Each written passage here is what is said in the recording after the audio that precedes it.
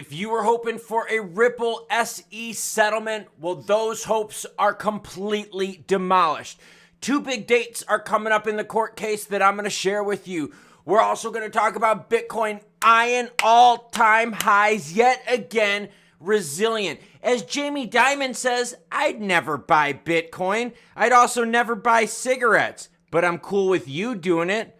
All right, Jamie, we'll keep buying Bitcoin and you'll keep missing out. We're also going to talk XRP price at the end as race day is 2.5 days away. Happy hump day, everyone. Yes, it's Wednesday. You made it to the middle of the week.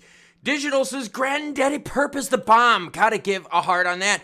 Patrick Gagnon, who we don't see eye to eye with, we might agree with something. I guess BlackRock and friends own Bitcoin now. Who is the banker's coin now? What happened to the people's power coin? Dude, traditional finance is stepping in. We're going to talk specifically what Jamie Dimon said, and some of you out there are going to think, dude, you're a freaking idiot. All right, let's swing it on over to the heat map. Bitcoin sitting at 72,832. The dream is alive with ETH at 4,000. Matic, $1.26. B&B still on a tear, 587.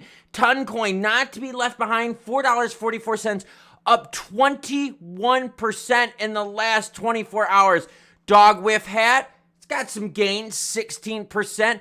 XRP, we're going to talk about quite a bit on the show, and a little bit of a downturn, sitting at 68.3. The candlesticks during recording are falling. We'll get into price action at the end. But Jamie Dimon said, hey, look, I'm not into BTC, but I won't get in your way. Dude, like, what does it take for you? This is what Jamie Dimon said. CEO of where, everyone? Yeah, a big freaking bank. Just throwing it out there. I'm just trying to be an ass to Jamie Dimon. I defend your right to smoke a cigarette. I'll defend your right to buy a Bitcoin, he said on Monday, quoted by the Financial Review. I will personally never buy Bitcoin, and I do think it's a risk if you're a buyer. When governments look at the stuff, why do they put up with it? Jamie, Boobala, BTC is freaking roaring here. In fact, since the ETFs, there's been a ton of money being made. And you're still sitting here on the sidelines saying, nah, I don't really believe it. What is it going to take to convince some of these traditional finance people? All right, case dates coming up. Settlement, not going to happen, girlfriend. Why? Because we have a big date regarding the case coming up in about a week and a half. Significantly, hopes of a settlement have faded. The SEC must file its remedy-related brief by March 22nd, with Ripple facing a deadline a month later to file its remedy-related brief, April 22nd. So we got March 22nd for the SEC to file theirs, with Ripple to file theirs on April 22nd. Shortly after, a couple months after, the case should be resolved. Now remember, the only thing that's left in the case right now, the only thing that they're dealing with is the penalty for primary sales.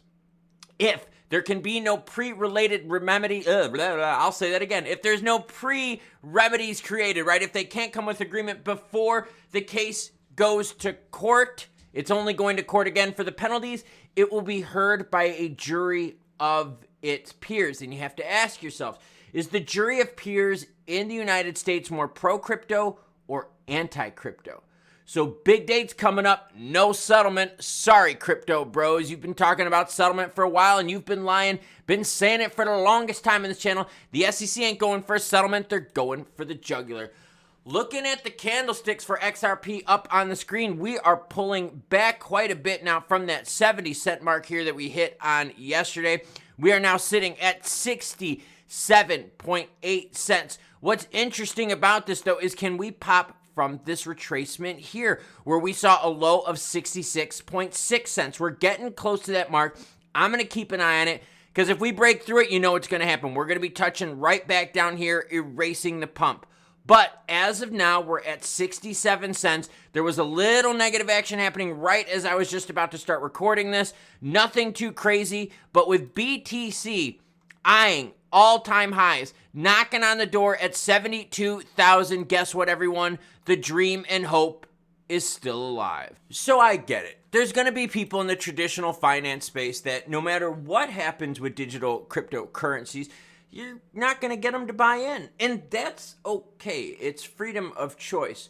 But what Jamie Dimon needs to pay attention to is the amount of money flowing into BTC ETFs. There is definitely an appetite out there for a new version of store of value. Yes, gold is rocking and I'm happy, but the newer generation of investors and traders out there are looking for products that fit that technological gap. Gold, yes, awesome. I understand it. Store of value, great. Is it volatile, great for trading? Probably not. Bitcoin, can you get that? Yes, you can. Can you get store of value? Sure seems to be that way. So Bitcoin seems to be the new generation store of value tool, and I have no problem with that. Jamie Dimon also doesn't have a problem with that, but he's going to miss out on the juicy money that's following that whole thing. Now, speaking of following, I've been following the case for a while, and I've been saying, look, why would the SEC settle when they want to go for the jugular? Yet there's been channels out there trying to pump you hopium, saying, oh, they're going to settle every day. They're going to... No. The SEC is going for the jugular. Now, the good thing with the case is this. Once the case is over, no matter what the penalties are, we can move on from that. We can start talking about a Ripple IPO and actually be real about it. We can start talking about XRP ETFs and actually have chances with it. But until the case is resolved, with primary sales penalty being the only thing we got to figure out, well, we're going to be sitting in this idle time. But once that case is resolved, it opens doors to a whole new level of possibilities. In about 2.5 days, I'm going to be embarking on Last Man Standing. I am slamming down the electrolytes. I bought even more last night so I could have extra just in case.